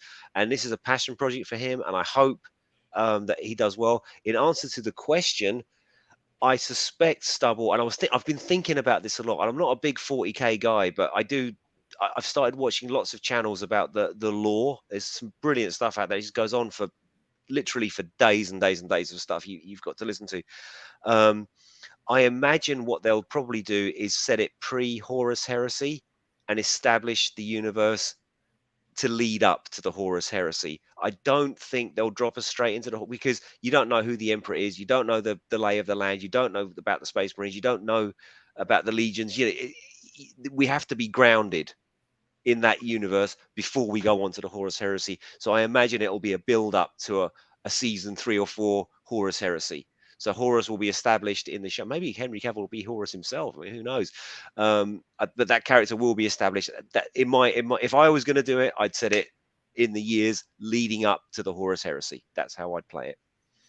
Well, we're going to get back to that in a second. And Retro Nerd Girl says that she's excited for the Barbie movie, but her only concern is the story is good. That will be the deciding factor. As of now, we don't have a clue what the challenge is in the film. That's what I'm nervous about. Certainly something to be concerned about. And I certainly agree with you there. Um, the Outcast Creative is here, and I'm assuming it's Lance. Hi, Lance. So good to see you here in Sunday Brunch. He says, hi, guys, just dropping in. Happy New Year. 40K with Cavill at helm could be interesting. And now the Hidden mentions Dungeons and Dragons. Is anyone excited about it? I wonder why live action adaptation movies of the game never reflects the 80s cartoon. Yeah, I loved the 80s cartoon, The Hidden. I love the 80s cartoon soon too, but I have to say, Chris Pine, or Chris Fine as Annie calls him, I don't know, man. That film just looks like it's a barrel of laughs. Like they're just not taking this shit seriously at all.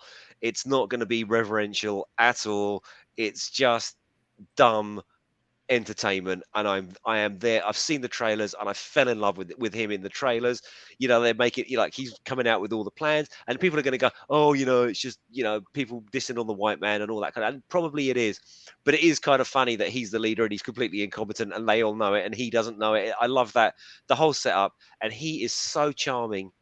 You know, I could watch literally, you know, we talk about movie stars, he doesn't get mentioned enough. He is so charming, from, you know, Wonder Woman, and then we watched that one with him, Rita. Oh, what was it? He was a spy and he was her, and then he had The to, Old Knives yeah, with yeah, all the old knives with Tandy Newton, and then there was the other action movie he was in, and he's a good actor, the but he, Contractor. the contractor, and he's so watchable and so charming. So 100% the Hidden. I am there for it. I'm there for it. I can't wait for that. That's one I'm genuinely excited about. Yes. Yeah, I think he's going to really, it's going to be an incredible film. I think that we're going to finally get something we've been wanting to see. And it's true. I wish I could have seen a little bit more of that, so to speak. When I say a little bit more of that, I mean, uh, a little bit more of Chris Pine in roles like this. He seems to be able to carry a film. He seems to be what I would consider an old school actor, someone who has kind of paid his dues in the acting arena. He's incredibly talented. He is very easy on the eyes. There's Okay. There's that, but I just wanted to do something here. Our you know that, like, we were always asking the chat for help. Oh, Darth Plato, can you look this up and can you help us and remind us of that? Now, Darth Plato says just underneath that, underneath Mikey Leto, let's pour one out for Henry Cavill Superman. Yes, I have. I'm crying into my beer over this. Darth Plato says, don't know anything about Warhammer. Well, hold on. I just looked this up for you. There is a channel by a guy called Lutin09. It's Leutin 09, and he does all of the lore. All of it's so in depth and it's so entertaining. I don't know anything about it either. I've never played it. I've never seen any of the films. You know, I've read the rule book years ago. But this guy Luton 09, he does deep dives and he takes you all the way through the history. So it starts off how humanity got to where it takes you through up to 40K and beyond. So you get all of the stuff that happened before the Emperor, how the world got to where it was, how humanity took its first steps, the golden age of technology. It's brilliant. So I would recommend listening to this guy. I listen to it all the time. I'm in the gym, I'm in the shower. I've got this guy Luton on. There is content for months on there. You could lose yourself in that channel, and it's so well done. It's a great watch, and please do give it a chance. Can you type out the channel name for me, Russ, so I can in our personal comments or the back? I'll try. Hold on See a if we can second. find the link because I've never heard of this person, and I'm interested myself in finding out a little bit more about Warhammer 40K, and of course I have the Dungeons and Dragons Honor Among Thieves. Certainly, I'm looking forward to that one as well. Yes, Retro Nerd Girl Chris Pine is fantastic. Yes, Lorena, we love this man. He, you know, I think that that's something to think about. Is someone who can draw people to the box office too. Mm. You know, so I'm just hoping that that's the case. Okay. Oh, thank you. I'm going to put it in the chat. I wouldn't have found it if you had not done that, Russ. So this is the Warhammer 40K link to the YouTube channel where they discuss it in detail, guys. It's YouTube Luton 9. Please do check it out. I am sending it to myself right now, so I have it going forward, because there's a lot in Warhammer 40K. Russ, is there any other things that you're looking forward to? I'm going to Star Wars Celebration this year in London, so I'm excited for that. I Uh, know, and where in London will you be staying? I have to ask. I'm going to be staying with you. Oh right, okay. So maybe we can do a live stream. Well, we should do that. We should do that one time. We should do a live stream. What do you think? Live Absolutely. from London. Yeah, I can't wait to see you. It's going to be awesome. What am I looking forward to this year? Um, Honestly, I'm looking forward to the end of Cobra Kai. Now, this is we've spoken about this before, and I love that show with all of my heart. I really do. I think it's just again, it's like a Michael Bay thing, but it's like a comfort blanket. I just love watching it. But I also know that all good things have to come to an end. And I hope that this final season, if they bring in Hilary Swank or don't bring in who, it doesn't matter. But I think it's played out. I would not want another season of Cobra Kai after this. I think the kids have gotten too old. The the We've had all the cameos. We've had everything that we can have. We've wrung it dry, and I just don't want to go back to that well. And I hope that the final season of Cobra Kai is everything that every other season has been so far. So I that's feel the what same, it's a real big one on my docket for this year. I feel the same way about Stranger Things. I think that the next season should be it. And it's been a good run, but there's no reason to continue that line of show. Another one, and thank you for the Quantumania, the Hidden. A lot of people are looking forward to that. The Marvels, certainly those are things that people are looking forward to. And Mission Impossible. Thank you, the Hidden. Oh Mission shit, Impossible. yeah, no, yeah, that was completely not on my radar, but of course, because they are just they're sort of like the sleeper giant, aren't they? The Mission Impossible movies. They've been going for what 20 years now. Every couple of years we get a new Mission Impossible, and everybody sees it, and they make billions of dollars, and everybody loves it, but nobody ever talks about it. Like we will sit here on this show talking about Avatar, and we'll sort of talk about DC films or Marvel films and all of these huge blockbusters, and even Fast and Furious, which I'm kind of looking forward to because I love those films because they're stupid, and I don't mind a bit of stupid. John Wick 4 with Scott Adkins and Lorena, Yes. check And it out. Some that eye candy for trailer you both there. that trailer is phenomenal for John Wick 4. I remember sitting in the movie theater, and I'm sure a lot of you felt the same way. I was blown away by the trailer. It looked Mm. badass, and I'm just like, yes. But again, this is one that sort of again is starting to get played out now. As Keanu, as fabulous as he is, he's an older man than even myself. Yeah, I think he's 55, 56 now, and he does this shit for real. He's much like Tom Cruise in that respect. Like all that Brazilian jiu-jitsu that he's doing, it's not a stunt double. It is actually him. It's only so far you can only go on so long as a martial arts actor and make it look fast and slick and real. And again, I just think that is starting to play itself out a little bit. Having said that, what I think is missing from John Wick 4 is the Continental show. Like that hasn't happened yet, and I'd love it if that came out before, and that the movie leaned a little bit on the mythos from whatever mythos the show is going to bring up, so you can bring that into the movie, not to detract from the plot itself that you have to have seen the show, but nuggets in there to expand it even more. So again, uh, looking forward to it because I love Scott Adkins, and I hope it's a massive hit. Oh, Rita, It's going to be great. sorry, yeah, And the last film that I wanted to mention is Oppenheimer, and I mm, couldn't remember everything about Oppenheimer, and I had to go ahead and look it up again. And you're right, the Hidden, the Spider-Man Across the Universe will be incredible as well. Um, so I did just want to mention the last one that I wanted to mention really was I can't remember what I'm saying because my mother's knocking at the door. mm, The last film that I wanted to mention is Oppenheimer. Certainly a very different film. Obviously it's historical. film. But you know, I think if you mention Oppenheimer to a lot of people, they, especially the younger generation, they won't even know who this person is. And you You, know, do, it, you need to get the door. well, no, no, she's not at the door, but because we're going to be ending very soon. But Okay. my mother is in the hallway, and so I'm gonna pretty much say, Russ, where can people find you? Here on my website. More importantly, where can they find you? Guys, you can find me here on Positive Fandom. As I said, got a very busy week this week, guys.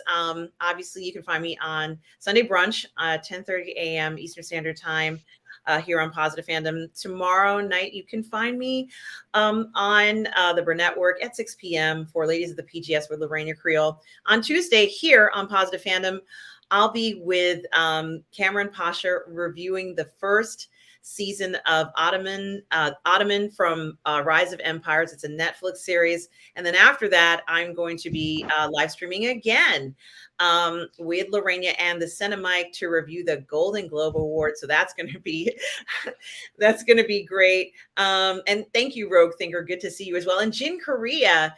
Hi, Jen. Hi, Jin. Good to see you as well. But also on Thursday, excuse me, on Thursday, I will be on the Toxic Male Appreciation Show with Lorena. But on Friday, on this channel at 10 a.m., you can find me with Darth Plato as we review the first episode of Horatio Hornblower. So it's a busy week, guys. I hope you all are well. I hope you know, you had a good day, and I hope this week turns out great for all of you. So good to see you all. Thank you for stopping by. And remember, guys, no matter where you are in the galaxy, to always be kind. Thanks so much for tuning in, guys. Really appreciate it. See you soon. Cheers, cheers. Bye. Bye-bye. Let me see if I can, I guess here it is.